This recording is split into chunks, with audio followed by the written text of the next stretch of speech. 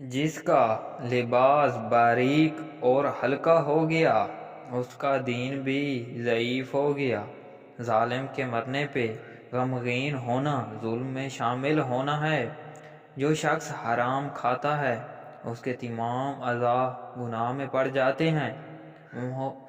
محتاجوں سے مہنگا مال خریدنا احسان میں ہے اور صدقہ سے بہتر ہے۔ پاجامہ آدھا لباس ہے کہ یہ زیادہ ستر پوش ہے۔ مہمان کے ساتھ تکلف نہ کرو ورنہ مہمان رکھنے کو دشمن رکھو گے۔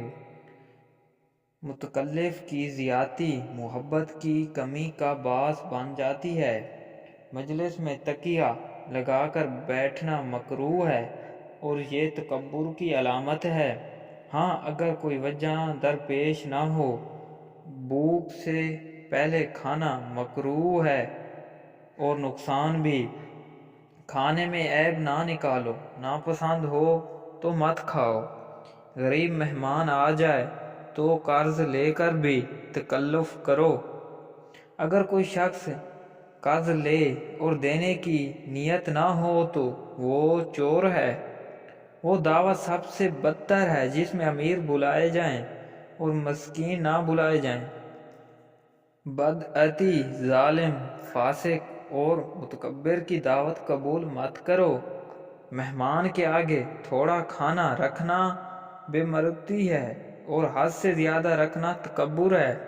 مہمان کے آگے کھانا رکھنے سے پہلے اہل عیال کا حصہ نکال لیں۔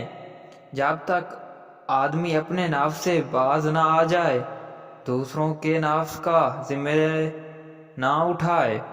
عورت کی بد اخلاقی پر صبر کرنے والا انسان کو ثواب حضرت ایوب کے صبر کے برابر جتنا ملتا ہے۔ آپ کچھ دنوں کے لیے مسلسل یا عزیزوں کا ورد کرنا شروع کر دیں، ہر شخص آپ کو چاہنے لگے گا۔ جو شخص ارادہ کر سکتا ہے کچھ بھی کر سکتا ہے، اس لیے ہمیشہ کام کرنے سے پہلے ارادہ ضرور کر لیں، پھر آپ کو کامیابی ضرور ملتی ہے۔ دو چہرے انسان کبھی نہیں بھولتا، ان دو چہروں کو ہمیشہ یاد رکھتا ہے، اور وہ یاد رکھے یا نہ رکھے دل اور دماغ ان چہروں کو پڑھ لیتے ہیں۔ ایک وہ جو مشکل میں ساتھ دے اور دوسرا وہ جو مشکل میں آپ کا ساتھ چھوڑ دے۔ اگر روح کی آواز ہوتی تو ہر گناہ کے بعد ہمارے جسم سے رونے کی آوازیں آتی۔ جو شخص صبح کے وقت آسمان کے تارے دیکھے گا اس کی قسمت کا تارا ہمیشہ چمکتا رہے گا۔ رشتے کی کتاب پر پہلے صفحے پر اگر ایمانداری نہ لکھا گیا ہو تو اس کے آخری صفحے پر جدائی لکھا جاتا ہے۔ دوستو، اگر ویڈیو پسند آئے تو ہمارے چینل کو لازمی سبسکرائب کریں۔ شکریہ۔